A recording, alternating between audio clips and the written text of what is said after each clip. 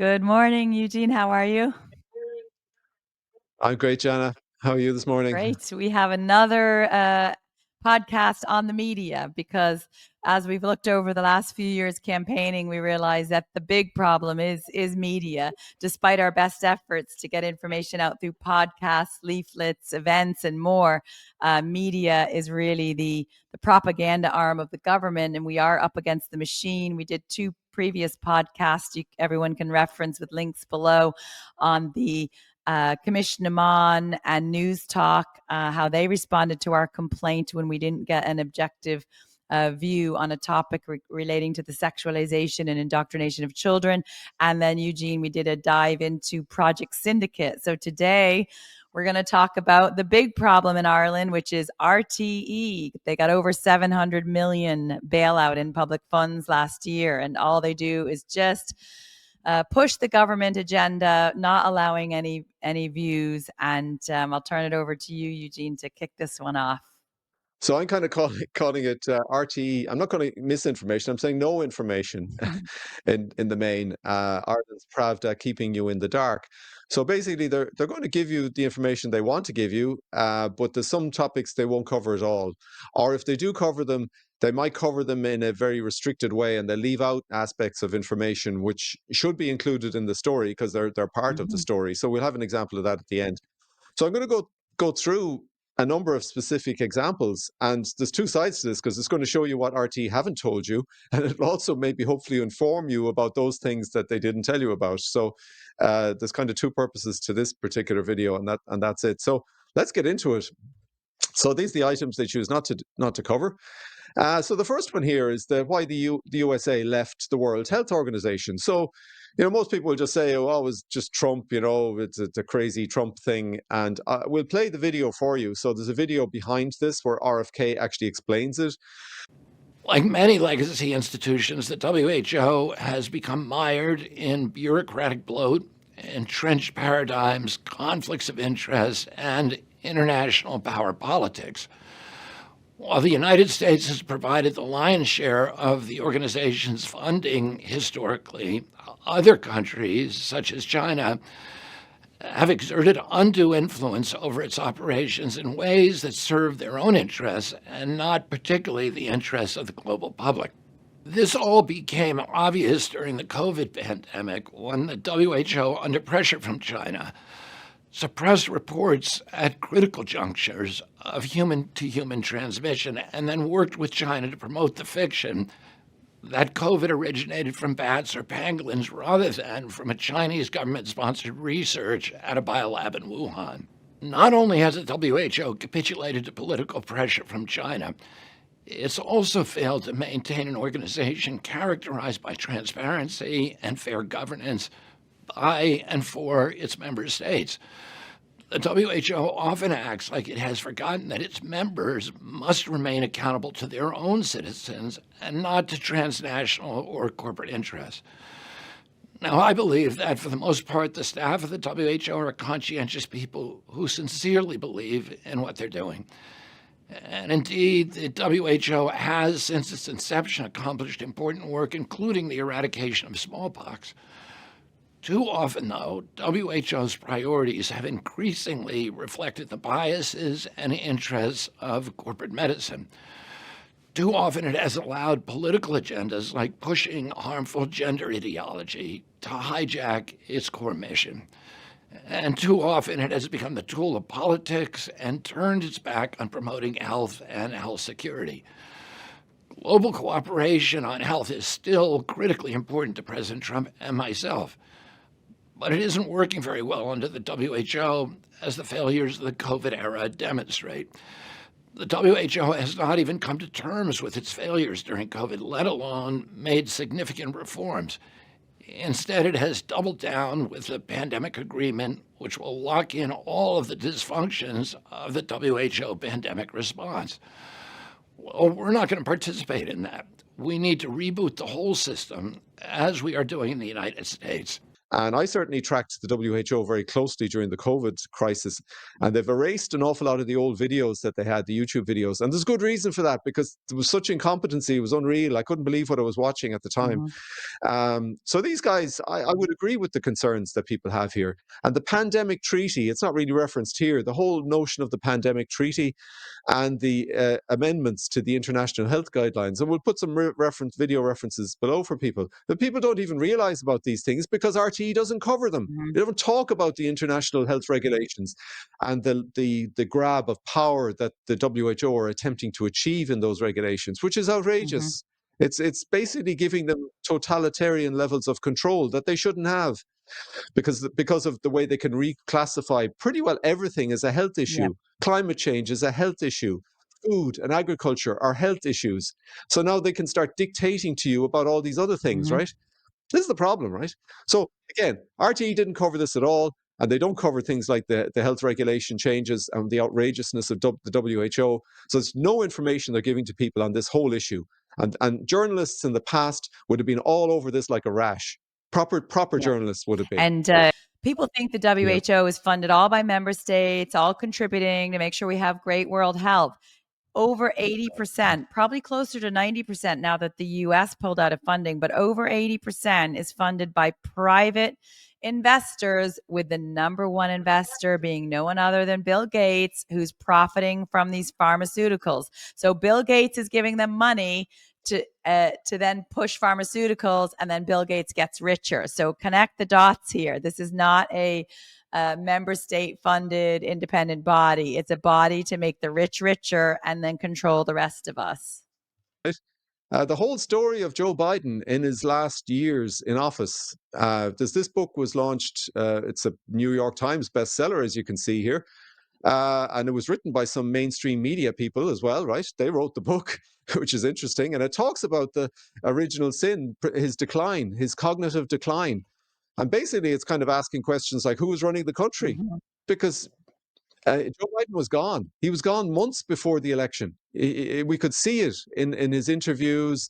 The debate that he did with Trump that was just the pinnacle of it. I just think, as a mother to my children, as a daughter, as I can't believe that his family would actually let him go through what he did on the world stage. It's absolutely criminal Yeah. abuse to that man who was not in any capacity to lead the country, but there were people behind him that were obviously pushing things through and probably putting a pen in his hand, asking him to sign things.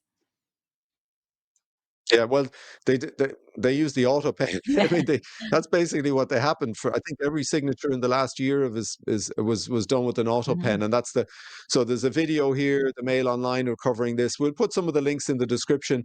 There's no discussion about this on Project Syndicate, for example.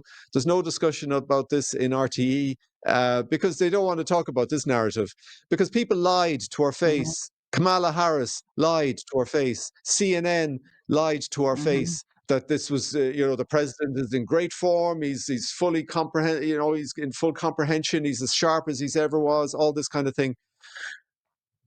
We were lied to. We were lied to, and that's what this is all about. And then what decisions were made, what signatures appeared on executive orders with the Joe Biden auto pen signature that shouldn't have happened. I think this is a huge scandal that this isn't covered in the mainstream media, Jana. It's the whole issue of Mhm. the carnage Mhm. to Catholic priests and laity in Nigeria that's been going on for years. It's Mhm. horrendous, and this is just a more recent article talking about the Pope. State Department condemned the latest massacre. Because it's performed by Islamist Mhm. militants, right? So that here you see people don't want to say anything against Islam, right? Yep. This is the thing here. These are Islamic extremists. They're murdering Catholic priests and laity in Nigeria, and it's happening on an ongoing basis. And it's not being covered by the mainstream media. It's not covered by RTE. It's not covered by Project Syndicate, of course, because it's not. It wouldn't be against. It would be against their Mhm. agenda. Uh, and this is news. I think people need to be seeing this. Now, this isn't the only thing that's happening in Africa. There's war in Sudan. There's awful stuff going on in Africa, right across Africa. I'm just highlighting this particular one because it just isn't getting Yep. coverage. No coverage at all. and And I met Eugene. it's I just met scandalous. recently. It I really met is. recently with someone from who grew up in Nigeria until they were uh, 10 or 11 years old. They moved to Ireland, but they said that their mother had said that 30 years ago, the Islamic, militants were killing Christians. So although we're only seeing it sort of now, it's been happening 30 years. They're coming to our Christian country. Are they people who want to kill Christians? We don't know because we don't know who they are. They self-declare. Yeah. Yeah, it's a concern, John, and particularly as a country, as the proportion of the country changes, to Mhm. Islamic, residency, this becomes more of an issue. Yeah, no, no. So again, there's an Mhm. anti-Christian ethos associated with the technocratic narrative, the mainstream technocratic narrative, as we know at the moment.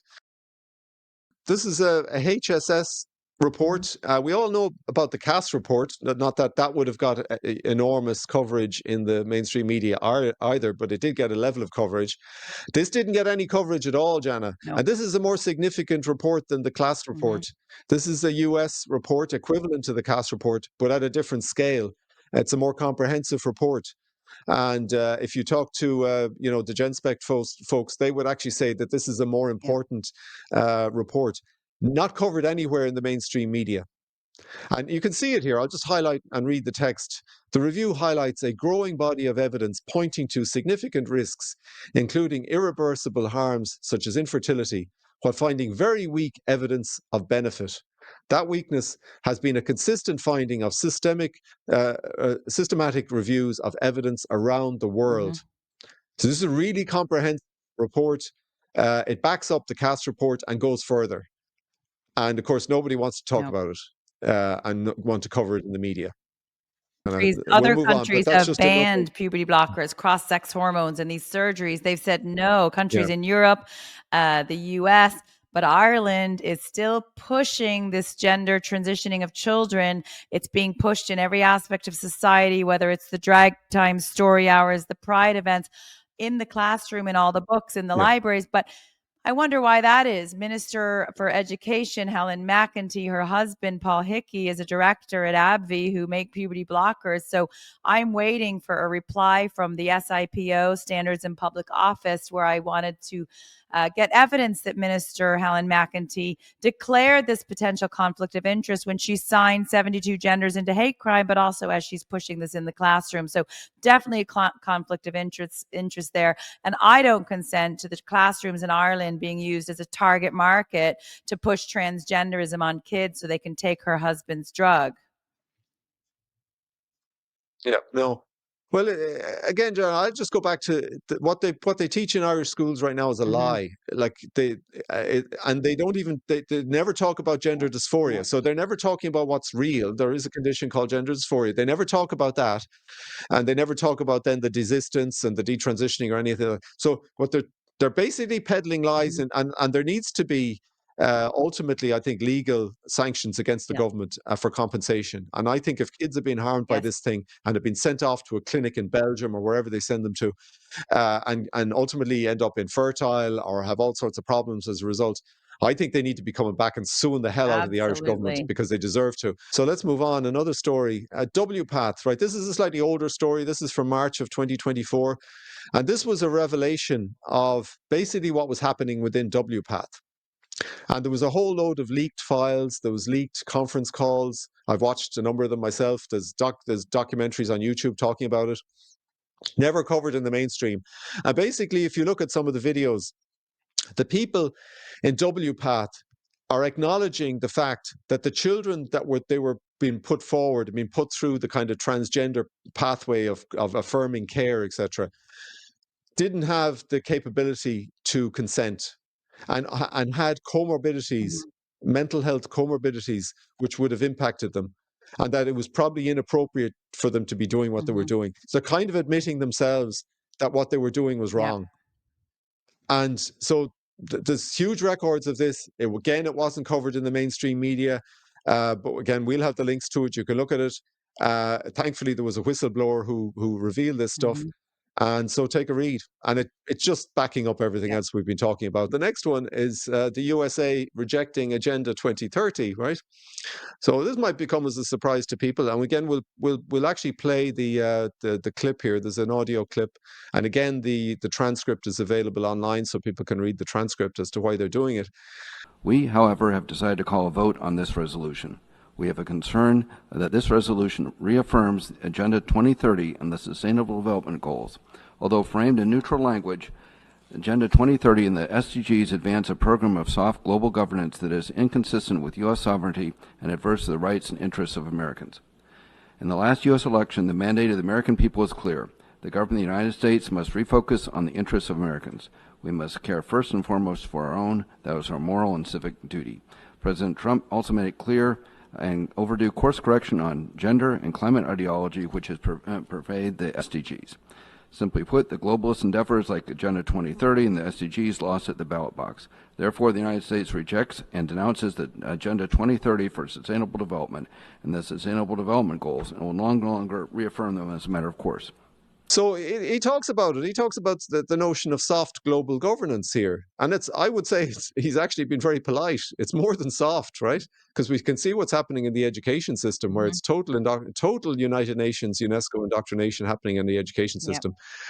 And he said it's not consistent with sovereignty. Oh, of course, but Micheál Martin has, of course, sovereignty is an outdated concept if you're Micheál Martin, right? So he would probably shun that particular comment.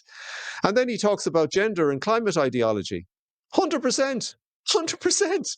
Like it's outrageous. Again, the way they present the climate situation or misrepresent the climate situation. They talk about misinformation. They misrepresent it totally.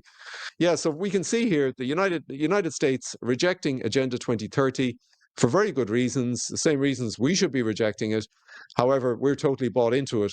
And we do have other videos, Jana, we've covered on the Agenda 2030. So again, we'll have links to those in the description.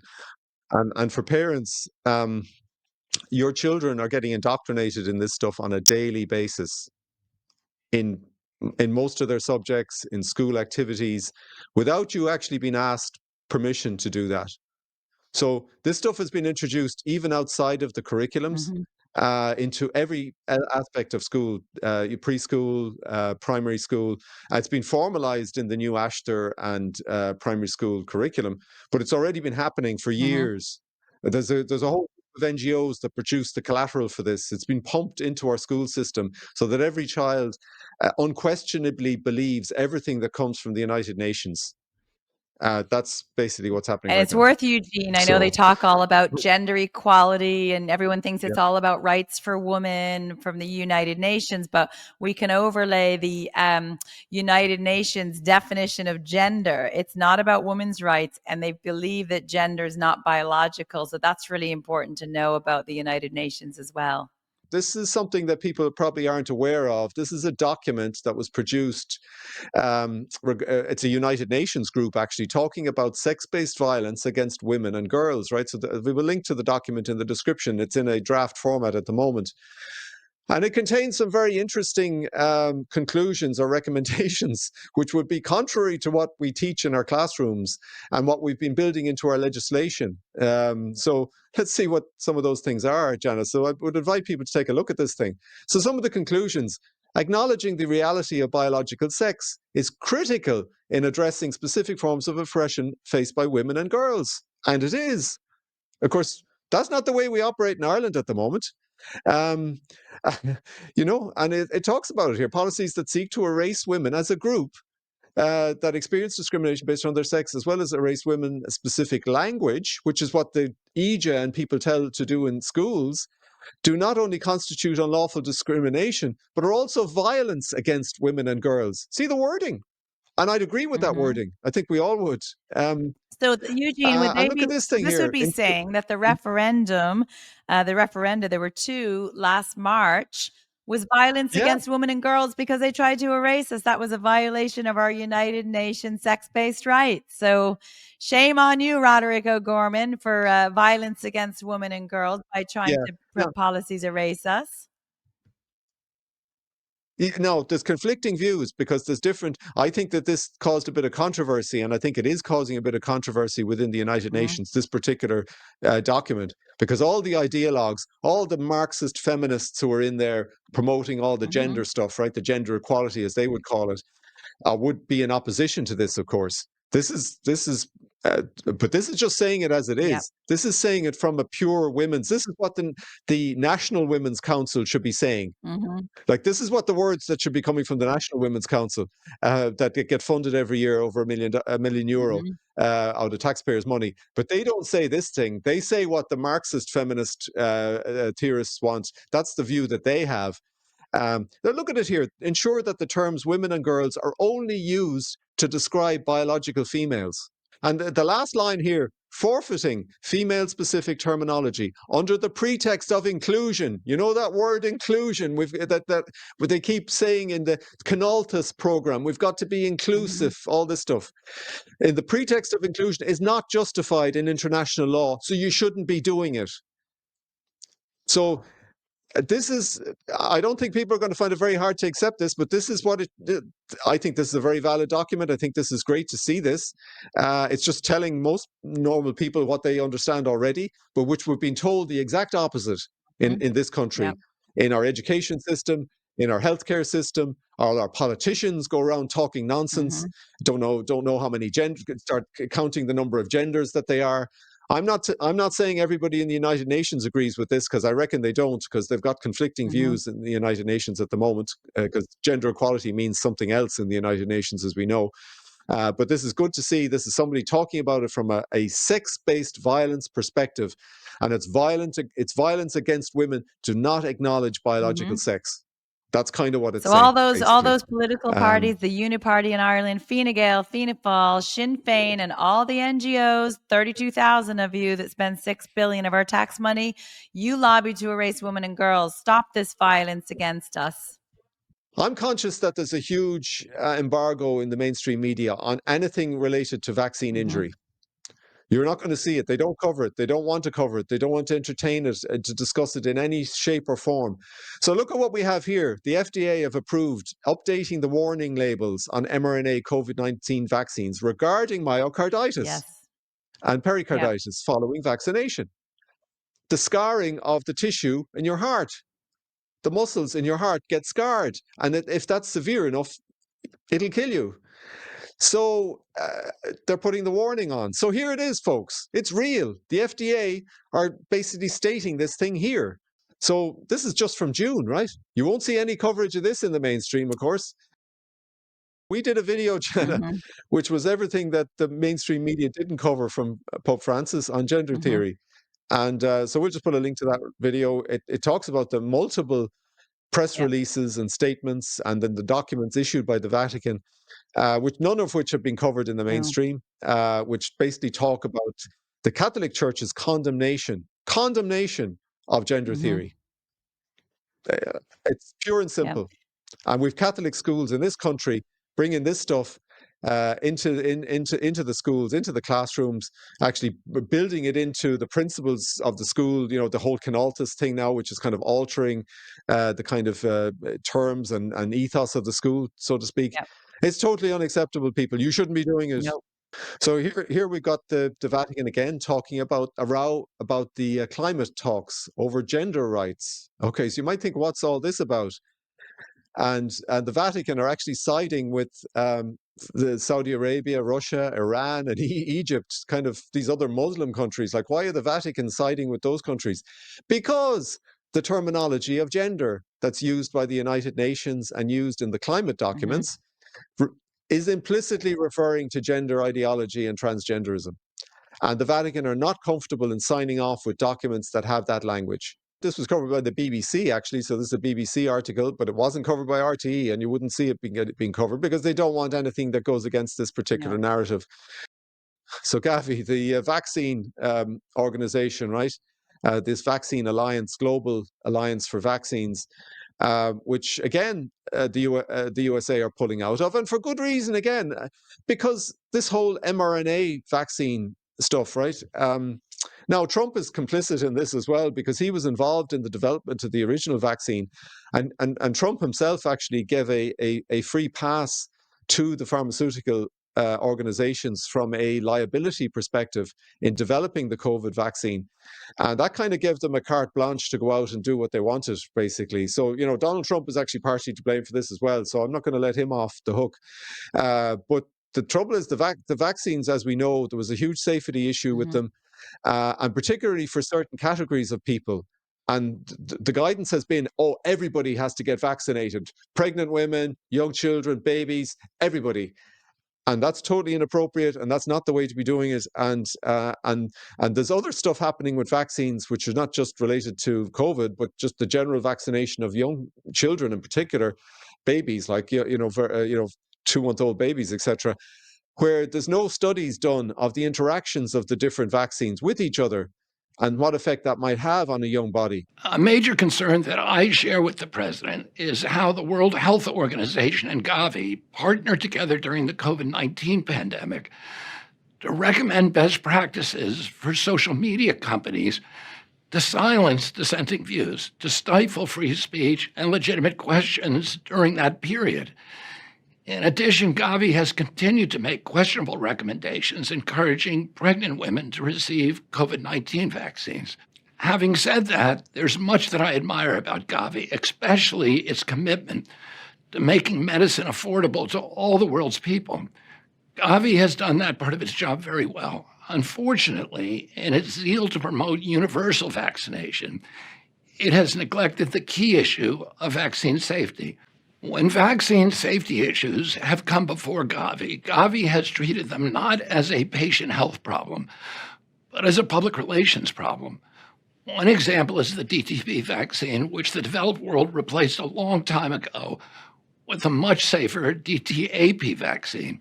A landmark study in 2017 by 5 highly regarded mainstream vaccine experts found that girls vaccinated with DTP were 10 times more likely to die from all causes in the first 6 months of life than those children who were unvaccinated.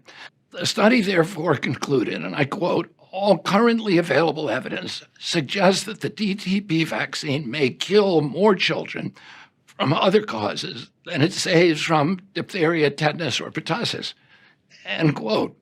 GAVI has nonetheless promoted the DTP vaccine heavily in developing countries. It's now the most popular vaccine in the world, despite compelling peer-reviewed research by eminent scientists associating it with very high increases in all-cause mortality among children. When the science was inconvenient, GAVI ignored the science. And you see, it's the risk-benefit analysis that always has to be done with the vaccine for anybody at any time. That's not a vaccine denier or anti-vax to say that. There's a risk-reward equation you have to look at. And for young children, the risk of taking the vaccine far outweighed any benefit because those children did not react to COVID in the way that adults did. The risk to them of acquiring COVID was very low. And as we know, the vaccine doesn't stop you spreading COVID. That was one of the lies that was said originally. And one of the reasons that they said, we have to vaccinate your children so they won't spread it to granny. But that doesn't work. It doesn't work like that. You can still spread COVID even if you've had the vaccine. You can still get COVID if you've had the vaccine. So this is the problem. So these are the lies, unfortunately.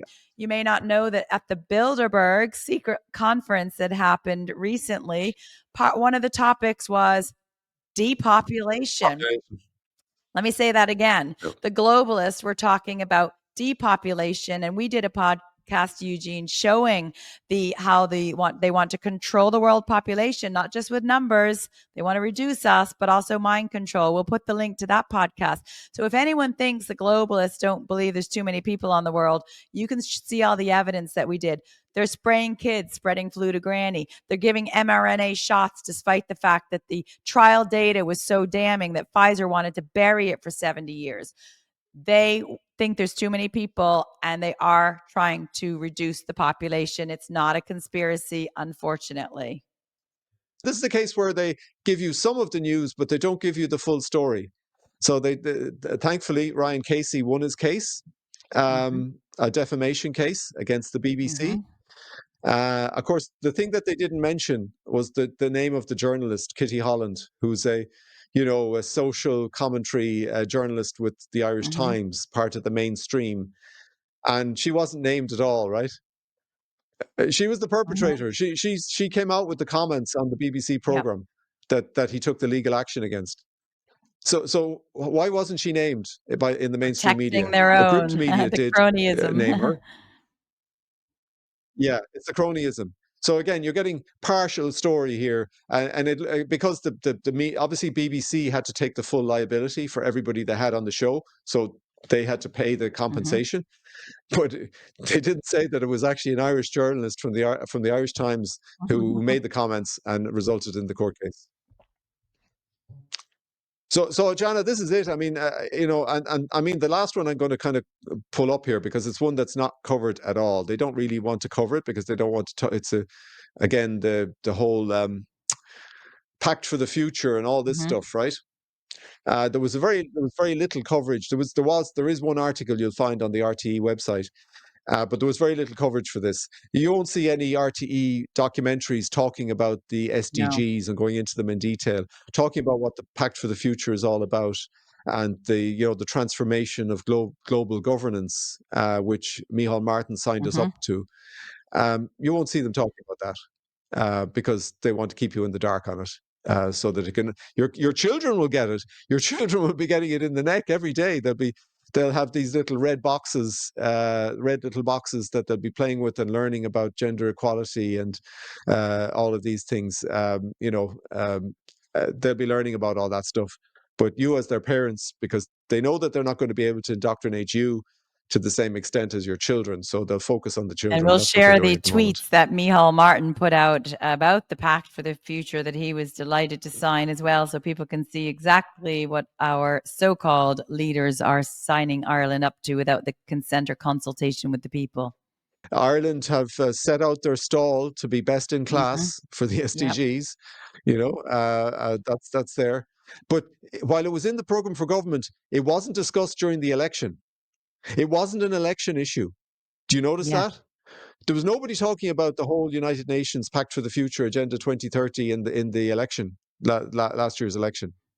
So that's it, Jana. So I mean, I think this is pretty reprehensible. The relationship that people have with the mainstream media, particularly elderly people who watch the mainstream an awful lot, and they love the people, they love their presenters, they're like their friends, they're having their tea watching them every day, and they feel that kind of bond and connection to them. And these are people who aren't telling them the full truth. They're not telling them all the things they need to tell them. How can you trust them? I can't watch the mainstream media anymore. I watch the weather and the sport, but I can't watch the news because the news is so biased. And it's in summary, and a lot of people are getting the like government has placed the people into an abusive relationship. So the government is the abuser. You think about all the lies people were told, health decisions they made for those couple of years, decisions they make on even what car they drive. Everyone thinks they should drive their battery operated car because that's safe. Well, actually, that's about as ungreen as you can get.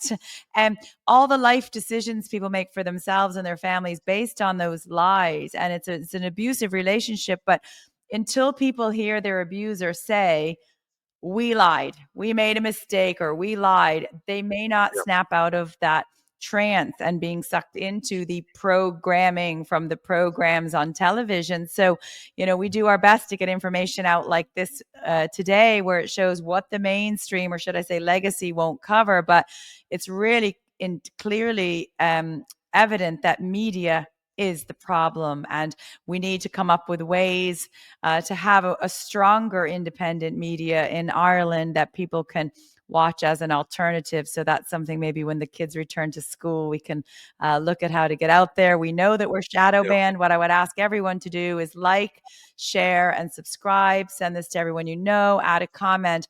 Videos like this get shadow banned because it's obviously media, YouTube controlled by the globalist. So please help us get this truth out because you won't hear it on RTE. So thanks, Eugene, for that great information, and hope everyone has a good summer.